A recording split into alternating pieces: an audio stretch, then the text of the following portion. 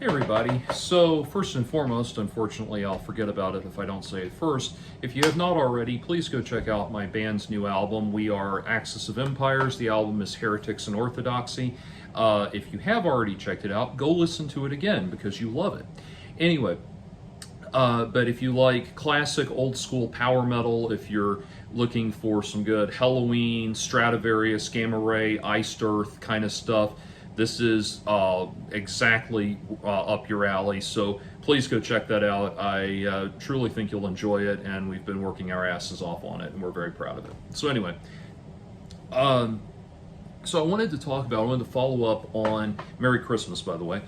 I wanted to follow up on the video I had that's very popular recently called, I did a video called Autism and Limerence, the Crush That Can't Be Crushed. I want to follow up on that because I have some very specific insights I want to offer. People were asking me. Now, if you've not seen that video, please go watch that video so I don't have to do a lot of follow-up and a lot of backtracking on what I'm talking about with limerence. A lot of people don't know that word. But anyway, people were asking me if I have any coping strategies for limerence. Now, what we're talking about with limerence is the, like I said, it's the crush that can't be crushed. It's not just having a crush on somebody, it's when you have an obsessive romantic fixation on somebody despite the fact that you have no reason to have that level of romantic attachment to them. It's when a person who you only know in passing dominates your thoughts day after day. You are completely overwhelmed and overpowered by feelings of euphoria and joy, thinking about them constantly and obsessively and that sort of thing. That first video that I mentioned, that I did earlier has some helpful resources about understanding limerence and the science behind it and the actual, brain science, medical knowledge about it and everything. There are links there that really go into better detail about how to understand it, what it is, that sort of thing. Anyway, so briefly summarizing from that last video, what I was talking about is how limerence is a problem for everybody, but it's especially a problem for autistic people like myself because it can be a stemming mechanism. And it can be basically a comfort device, something we do to give ourselves comfort. And so it's very important that autistic people understand this, especially as they navigate dating and romance and love and that sort of thing.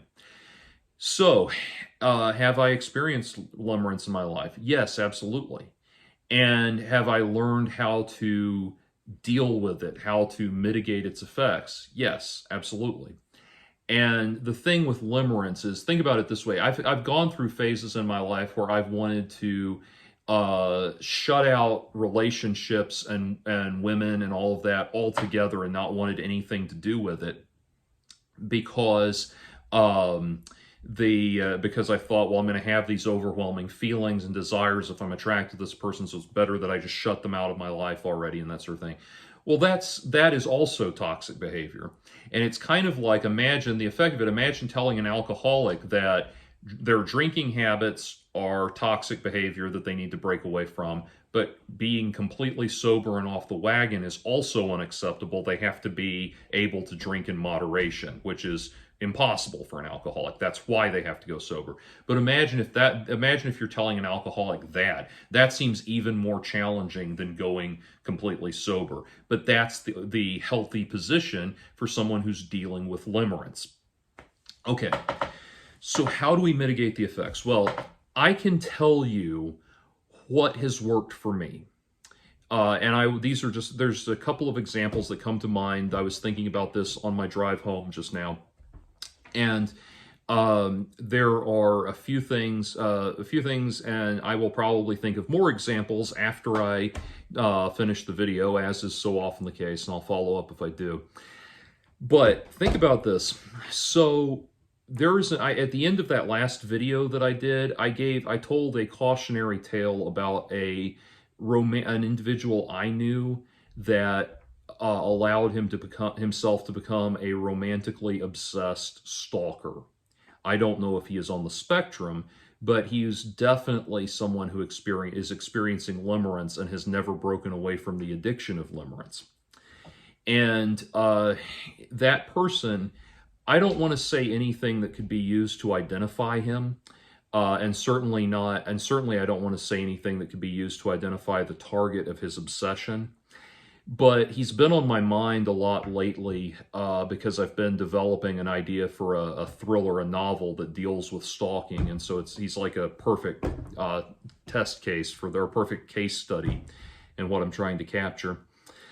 But anyway, so this is someone I knew about probably close to 15 years ago, and for a time I considered him a friend, and then I quietly just distanced myself from him when he started getting arrested. His behavior started getting him arrested.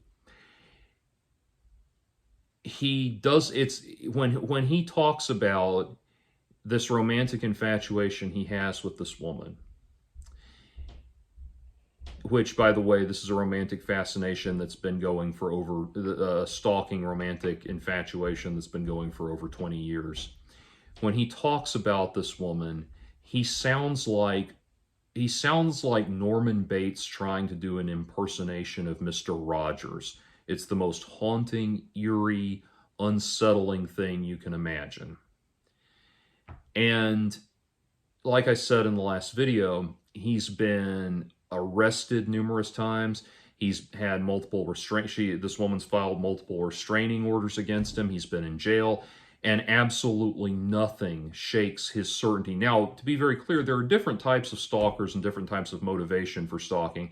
There are revenge stalkers where, somebody's motivated by a desire to get revenge against you. There are psychopathic stalkers who are stalkers that are motivated by the thrill, the feeling and the thrill of control that they have over their victims and that sort of thing, and the fear that they inflict. This guy would be what you would call an intimacy stalker. He really and sincerely believes that this woman has feelings for him and that she will come back, come to him one day, come into it, be a part of his life and all of that, and nothing can shake it. And so it's a very disturbing and very sad story. Again, I don't want to go into any great detail, but it's because it was so upsetting to me. This is someone who is addicted to limerence. This is someone who cannot break free, and this is the behavior consistent with people who overdose on limerence. This is essentially where romantic stalking comes from. Now, the thing is, I've never in my life experienced, we all experience limerence. Let's get that out of the way. Just like pretty much everybody has too much to drink once in a while, versus people who are chronic, lifelong alcoholics. I am fortunate in that I have never been so infatuated with someone that I couldn't take no for an answer. If that makes sense. I've always understood that if a person's not interested, in me, then I feel stupid I feel very stupid, or I would feel very stupid and silly continuing to bother them. So I'm capable of taking no for an answer. That's not to say that that limerent feelings don't stop. You still feel like shit. And you're going to feel like shit until you detox from those feelings and move on with your life. But anyway, what has helped me detox more than anything else, if I'm experiencing limerence and I'm like, okay, I've got to get this, feeling out of my system. I think about that guy. I think about I've not seen him in many, or I've not spoken to him, interacted with him in a long time. But through certain contacts and channels of communication, I know that he's now a elderly man who is wasting away, still convinced that this poor woman is going to come looking for him, want to come back after all of the arrests and all the restraining orders and all of the jail time and all of that. he's still convinced that this is going, she wants him, she really does want him, and nothing can shake his certainty about that. What helps me deal with limerence is thinking about him.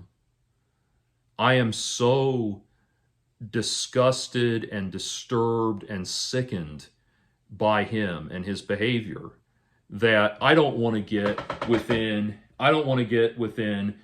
10,000 miles of being anything like him.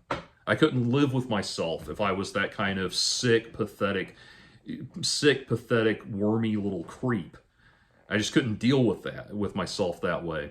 And so I have enough dignity and enough self-respect to never go down that road and to be very conscious of it. And so if I'm ever getting, swooning, crush type feelings for somebody, I put, my thing is to, and I've had swooning, crush type feelings for a few different people recently, women recently, that have come and gone, and it's never fallen into the madness and the turmoil of limerence. But my mindset is I always just think, if I find myself falling into thought patterns that are similar to his behavior, then it's time, I need to stop and prioritize not being him, not being that guy, over whatever yearnings I'm having for whatever person. And so that's a great, for me, and I don't know if that would work for you, because you have not interacted with that guy directly like I have, but hopefully that's enough to kind of give you some perspective. And I've known other people that were like that, ages ago, a few years ago. By a few, I mean about 10 years ago at this point. A female friend of mine was asking me for advice on behalf of another female friend of hers, there was this guy that was just, would not stop emailing her, and she would block him, and he'd create new emails, and he got all of her emails, and he'd send the same email to every, all of her email accounts. He'd figure out what they were, find them, keep sending them and everything. And what was interesting was there was never any indication in his messages that obviously he was being blocked, because he was having to create new email accounts to start mailing her, or finding out what her new email accounts were, and that kind of thing. So he knew what was going on, but in the messages themselves, there was never any indication of that being an issue. It was more like he was just kind of quietly pining over her, and it was always, "Hey, how you doing?" kind of stuff. And that's that same kind of mentality, that sort of thing. So this is not uncommon. One of my ex-girlfriends had and still continues to have a stalker that had been stalking her for 20 years, or close to it, I think. But many, many years, at least more than a decade, almost two. But anyway, somewhere in that ballpark. And this is something that happens to a lot of people, unfortunately. The statistics bear the statistics bear out, unfortunately, that men are the primary people who commit these kinds of things, carry out these kind of atrocious acts, but women do it too, in different degrees. Anyway, I always think about that guy. Now, like I said, I've never, ever been in a situation where I was so fixated on somebody that I couldn't take their no for an answer. But I've always, as far as my internal makeup, I've had internal feelings that are adjacent to what that guy's having, where I'm like, things where I'm like praying to God, please, make this woman love me, and that kind of thing. And those internal things, when I realize I'm in a thought process that's in any way adjacent to that, I realize, hey, it's time to get off this train. And knowing that and having that kick over like that, or that jumping off point like that, has made it a lot easier to deal with it. It's the same thing with, like a lot of autistic people, I have issues with sensory overstimulation from sensory input, which can cause a lot of anxiety and panic attacks and that sort of thing. And I have a mental checklist of when I've experienced certain symptoms, I experience certain symptoms and I say, hey, these are the symptoms of overstimulation, and I need to, I need to put myself in a position where I can calm down some and everything. Take myself out of this situation and calm down, or kind of internally, I have a way of, if I'm out in, public, and I'm in like a bar or something like that, and I have a overstimulation feeling, I have a way of kind of going into myself, and even as I'm surrounded by people and noise. And I'm kind of become aware of that so I can regulate those feelings. And it's the same thing there. It's just being so sickened and revolted and disgusted by this guy and his behavior. Somebody in the comments on that last video said that this is what his behavior, as I described it, is what they would imagine demonic possession to be like. That's a great point. Yes, that's very much like, whether you believe in demons or not, the effect of what this guy's experiencing, it's like he's demonically possessed. And, realizing that's a great regulatory mechanism for me. And I was thinking about that as I was driving home. The other thing I wanted to put out, I was thinking about this too. Be very careful with sentimental music. We all love those sentimental love songs about, romances that have fallen apart, but you're going to hold on for this person for things to turn around, and, all that sort of thing. And a great example of what I'm talking about is Barry Manilow. Now, Barry Manilow is a phenomenal musician. He is a phenomenal composer, and he has written some beautiful and amazing music. And if you enjoy Barry Manilow's music, good for you. We all have our things we like, and that's totally fine. But I do want to caution you about a very consistent element in his music that you need to be aware of, especially if you're struggling with limerence. And that is that Barry Manilow has a tendency in so many of his songs to write about toxic, obsessive behavior and set it to music that is blissful and joyous and sentimental and gooey and wonderful. And we have, oh, Mandy, all of that stuff, just this gushing feeling. Barry Manilow's music is the feeling of limerence set to music. I'll give you a good example of what I'm talking about. These are the lyrics to the Barry Manilow song, Somewhere Down the Road. We had the right love at the wrong time. Guess I always knew inside I wouldn't have you for a long time. Those dreams of yours are shining on distant shores, and if they're calling you away, I have no right to make you stay. But somewhere down the road, our roads are going to cross again. It doesn't really matter when, but somewhere down the road, I know that heart of yours will come to see that you belong with me. Sometimes goodbyes are not forever. It doesn't matter if you're gone. I still believe in us together. I understand more than you think I can. You have to go out on your own so you can find your way back home. And somewhere down the road, our roads are going to cross again. It doesn't really matter when, but somewhere down the road, I know that heart of yours will come to see that you belong with me. Letting go is just another way to say I'll always love you so. We had the right love at the wrong time. Maybe we've only just begun. Maybe the best is yet to come. Because somewhere down the road, our roads are going to cross again. It doesn't really matter when. But somewhere down the road, I know that heart of yours will come to see that you belong with me. And it's supposed to be you belong with me. If I said you belong to me, that was a mistake on my part. Okay, so what is being said in those lyrics? This is not, now if you go listen to the song Somewhere Down the Road, and again, it's gushing, beautiful, syrupy, gooey, blissful, lovey-dovey, floaty feelings. But then these are the lyrics. And this is the mindset of an obsessed person. These are the words of someone. Listen to what he just said in those lyrics. He's saying, this person, apparently a woman, this woman is wanting to leave the relationship. She wants out of this relationship. She wants to move on. And what he's saying is that he's refusing to move on. He's going to keep holding that torch. He's going to stay fixated on her. He's never going to move on. This is an unbelievably toxic message. And it comes in the form of limerence. And Barry Manilow, like I said, is limerence set to music. He's got a lot of great songs.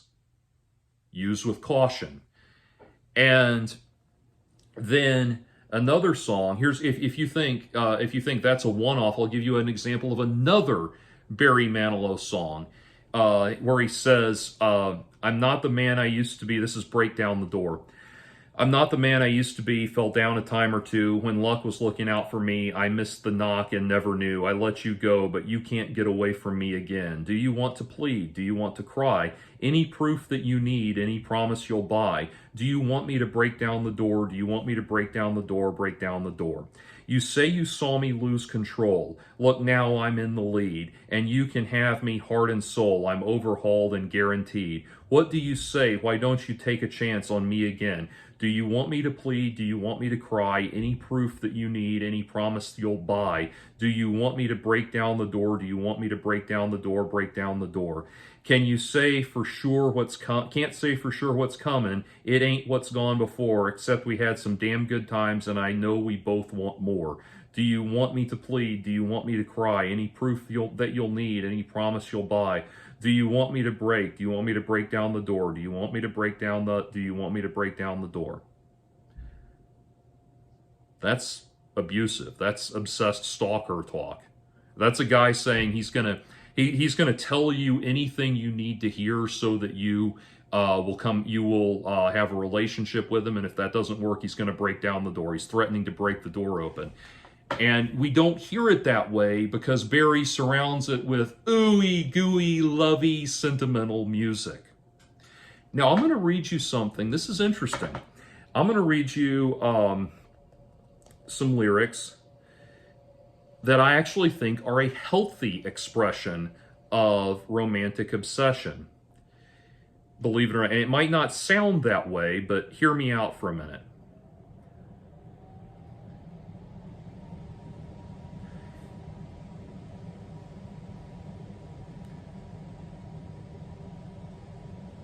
Okay, this is a healthy depiction of our healthy understanding of limerence and romantic obsession. These are the lyrics to "The Perfect Drug" by 9 Inch Nails.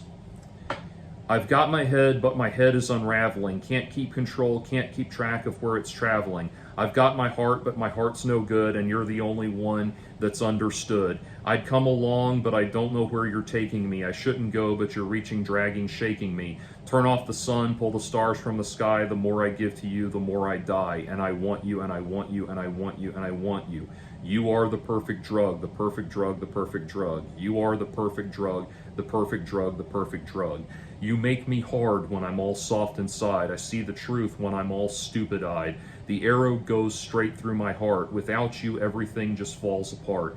My blood wants to say hello to you. My fears want to get inside of you. My soul is so afraid to realize how very little good is left of me. And I want you, and I want you, and I want you. You are the perfect drug. You are the perfect drug. And that's said over and over and over again. And then it comes down to take me without you, or without you, everything falls apart. Without you, it's not as much fun to pick up the pieces. Without you, everything falls apart. Without you, it's not as much fun to pick up the pieces. Take me with you, take me with you. Okay. Now here's the thing, and if you know that song, if you haven't heard it, check it out after you check out the new Axis of Empires album. But check out The Perfect Drug, and you will see it is a very deranged sounding, crazy song. You know, it's, if you've heard it, you are the perfect drug, perfect, you know, all of that. It sounds like the music of a crazy person, and that's by design. It's supposed to sound that way, and it's supposed to sound obsessed and wild and crazy and deranged. And it was written for the soundtrack to Lost Highway, which in many ways deals with these kinds of feelings, at least symbolically.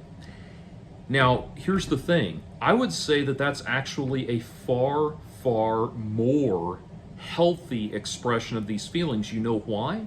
Because he's in touch with the reality of what's going on. I really think, this is my opinion, I can't say this with like the authority of a psychiatrist or a therapist or something, but I think the thing that keeps limerence going is our refusal to realize how fucked up it is. That's why it's like when you're experiencing limerence, you're going to want to go listen to Barry Manilow, because those Barry Manilow songs make you feel all the wonderful, gooey, floaty feelings that you love so much when you're experiencing limerence. Despite the fact that that's not what the rest of the world sees. The rest of the world sees the character described in the song The Perfect Drug. So go listen to that. Go get in touch with the reality of what's happening to you. And paradoxically, I actually think that's a lot healthier. You know, I know we associate 9 Inch Nails with like depressed teenagers, you know, self-harming and things like that. But I really do think that it's far more helpful and far more cathartic and far more proactive to listen to stuff like that. Go listen to The Fragile by 9 Inch Nails, one of my favorite albums of all time, which deals with a lot of things like a lot of feelings like this and everything, and a lot of these overpowering feelings. Go listen to that and get in touch with the reality of what's happening to you. Don't go the sentimental route. Don't go down the lovey-dovey, wonderful, gooey feelings route. That is going to keep you in the wrong mindset.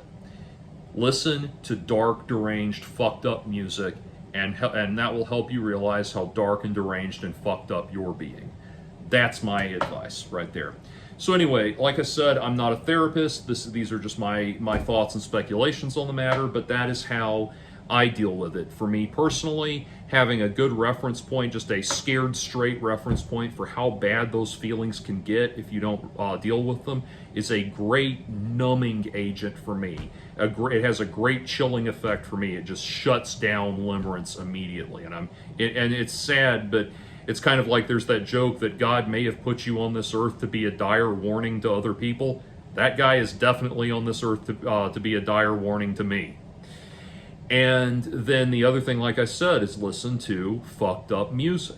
Don't listen to sentimental music. Don't listen to music that's going to help you wallow in your feelings. Listen to music that's going to make you mad and push you through these feelings and help you get mad at yourself for being fucked up so that you get back on track. Again, once and finally, I am not a therapist. None of that should be construed as therapeutic advice.